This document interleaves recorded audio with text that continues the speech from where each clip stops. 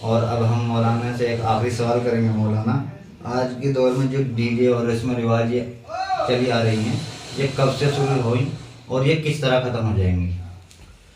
اصل میں یہ جو ڈی جے ناچ گانے کا تعلق ہے تو ہر بہت پرانے زمانے سے، لیکن وہ الگ طریقہ تھا.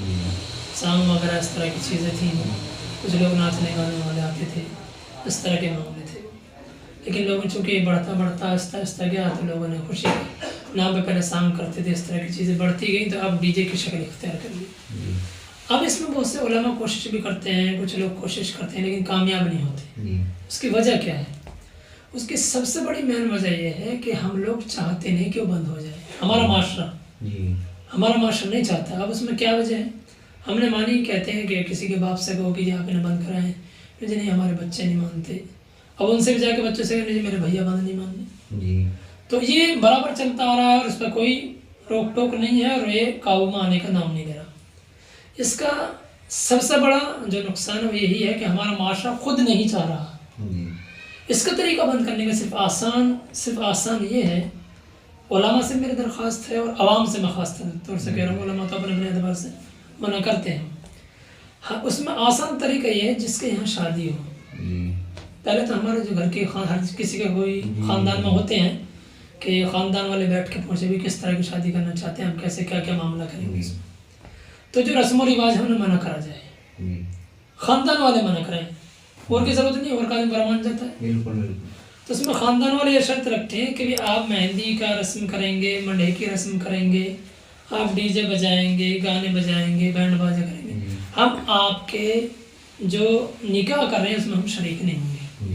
بائیکاٹ کریں گے. بالکل ہم شریک نہیں ہوں گے، ہم لڑ جھگڑ نہیں دیں آپ سے، ہم شریک نہیں ہوں گے. آپ اکیلے جو کچھ کرنا ہے کر لیں. تو میں سمجھتا ہوں، میں نے خوب دیکھا بھی ہے اس طریقے سے کہ لڑائی جھگڑا کسی کا نہیں ہوگا. اور آدمی اپنے جب خاندان کے بڑے والوں کو جب دیکھتا ہے سب لوگ رہے ہیں تو خاندان کی بات مانتا ہے، آدمی کسی کی نہیں مانتا. بڑے سے بڑا آدمی آ جائے، دیندار بھی آ جائے، ان کو موقع انکار کر دیتا ہے، بلکہ الفاظ بھی کفریہ تک کہہ دیتا ہے ایسے ٹائم پہ. تو خاندان والے اگر آپ کہیں کہ بھی ہم نہیں بیٹھ رہے، ہمارا کوئی تعلق نہیں آپ سے، ترنت بند ہو جائے گا، بچتا ہوا بند ہو جائے گا. تو صرف اور صرف واحد علاج یہی ہے کہ رسم و رواج کو خاندان والے منع کریں خود کہ ہم تمہارے اس میں شریک ہی نہیں ہوں گے، تو یہ بند ہو جائے گا ایک دم. تو اس میں عمل کریں، ہم لوگوں کو سب کو ضرورت ہے، اور علماء کو بھی چاہیے کہ بھی ایسی چیز میں شریک نہ ہو. مولانا ایک آخری سوال تھا. جو جمعرات کے دن مساجدوں کے اندر اعلان جو ہوتے ہیں اس میں اگر مسلم آبادی ہے تو تب بھی بہت سے بیمار ہوتے ہیں، بہت سے کو اور تکلیفیں ہوتی ہیں، فون پہ بھی بہت سے لوگ بات نہیں کر پاتے، اور کچھ آبادی ایسی ہوتی ہے کہ مسلم اور غیر مسلم دونوں وہاں پہ رہتے ہیں. تو وہاں پہ جو مغرب سے عشاء تک اذان کی بھی خالی وقت میں جو اعلان کیے جاتے ہیں، اس کے بارے میں آپ کی کیا رائے ہے؟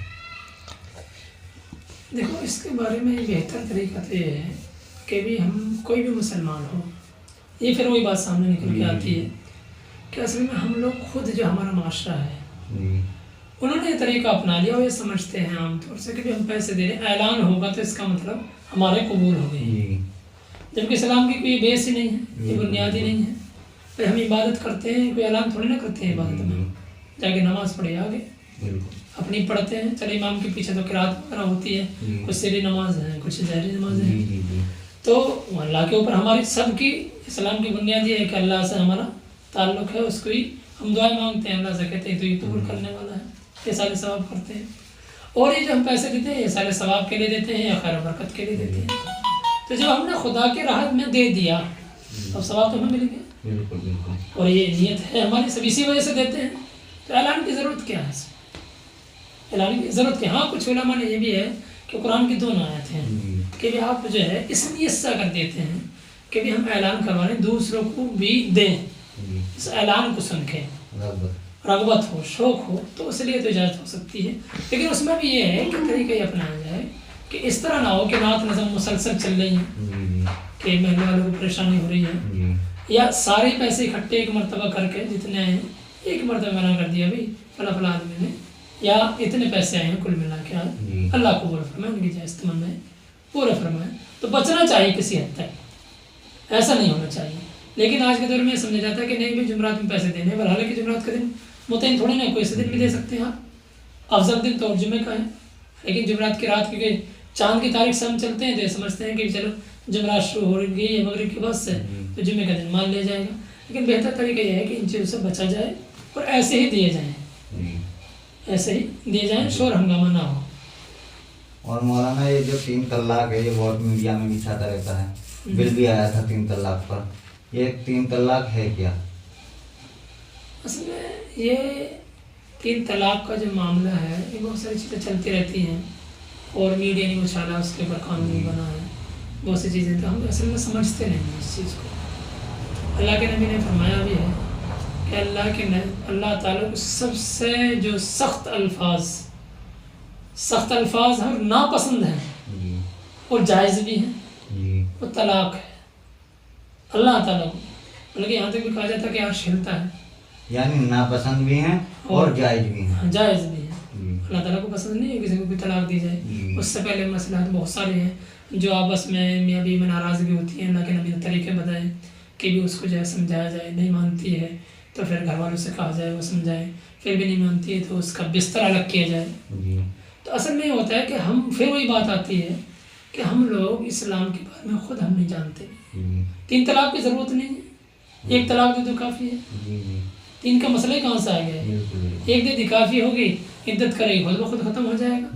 طریقہ یہ ہونا چاہیے کہ 1 طلاق دی جائے بس، جب بات بالکل نہیں بنے، سمجھانے کے باوجود، بستر الگ کرنے کے باوجود، نصیحت کرنے کے باوجود، گھر والوں کے سمجھانے کے باوجود نہیں بات بنی، تو پھر جب 1 طلاق آپ دے دیں گے تو پھر پچھتاوا ہوتا ہے، اس کا ہر جگہ آپ نے دیکھا ہو بعد میں پچھتاتے ہیں بھی۔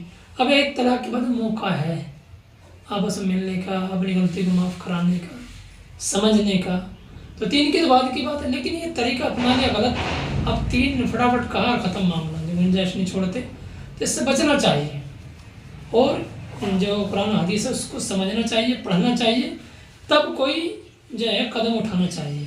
اس میں سب سے بڑا نقصان ہمارا یہی ہے کہ ہم دین پر عمل نہیں کرتے، اس کو سمجھتے نہیں، اس لیے اس طرح کے واقعات آتے ہیں۔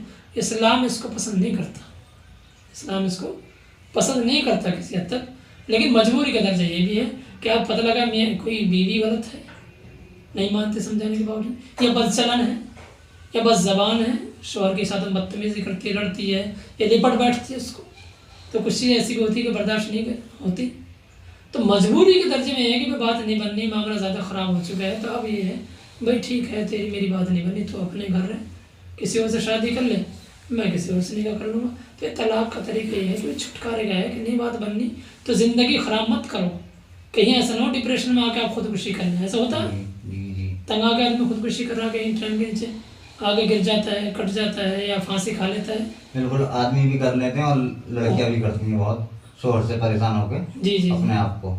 تو اسلام نے ایک آسان طریقہ بتایا جی بچنے کے، بھی نہیں بنے تو مر کیوں رہے ہو تم، بھائی تو اپنے طریقہ اپنا لے، علیحدگی ہو جا، میں علیحدہ ہو رہا ہوں، مرنے کس نے کہا، تو اپنی خوشی سے زندگی گزار، کسی کے ساتھ میں رہنا چاہتی ہو تو وہاں کہیں الگ شادی کر لے، بھائی میں پریشان ہوں، میں کہیں کسی اور سے نکاح کر لوں۔ تو اس پہ تو زیادہ دھیان صرف علم پہ دینا ہے، اس چیز پہ بہت کم واقع آتے بھی ہیں جس کو لوگ اڑا دیتے ہیں بہت ساری باتیں اس طرح کی، اور کل ملا کے یہ ہوتا ہے کہ علم سے دوری کی بات ہے۔ اگر ہم قرآن حدیث کو سمجھیں گے تو اس طرح کا معاملہ شاذ و نادر پیش آئے گا اور نہیں ہوگا۔ مولانا ایک سوال یہ تھا، ہمیں بھی کافی بندے اس طرح ملے جو اللہ اکبر، یہ جو ہمارے یہاں پڑھتے ہیں اللہ اکبر، اس کے بارے میں بہت سے ہمارے برادران وطن کو غلط فہمی ہے کہ اللہ اکبر کا مطلب وہ سمجھتے ہیں کہ اکبر بادشاہ کو پکار رہے ہیں یا بلانا چاہ رہے ہیں۔ اصل میں یہ ایک چیز یہ ہے کہ ہم لوگوں نے اسلام کو اس طریقے سے پیش کرنا چاہیے تھا عوام کے، دنیا کے سامنے، اس طریقے سے ہماری کمی رہی ہے، کیونکہ بہت سارے لوگ میڈیا سے دور رہتے ہیں ہم لوگ، تو یہ تو جو لوگ بیچاروں اور اکثر غلط فہمی کے شکار ہیں کہ اکبر بادشاہ کا ہم نام لیتے ہیں کسی کے، اللہ اکبر کا مطلب ہے اللہ سب سے بڑا ہے، اللہ سب سے بڑا ہے، اس میں کوئی اکبر بادشاہ سے مطلب نہیں ہے، اکبر بادشاہ کب کا ہے، اب کا ہے، وہ ایک بادشاہ رہا ہے، تو غلط فہمی کے لوگ شکار ہیں۔ خدا کی ذات سب سے بڑی تھی، سب سے بڑی ہے اور سب سے بڑی رہے گی، سب سے بڑی رہے گی، تو اس میں جو ہے لوگ کو سمجھنا چاہیے، بلکہ ہمیں سمجھانا چاہیے کہ اسلام کیا ہے اور اذان کا مطلب کیا ہے۔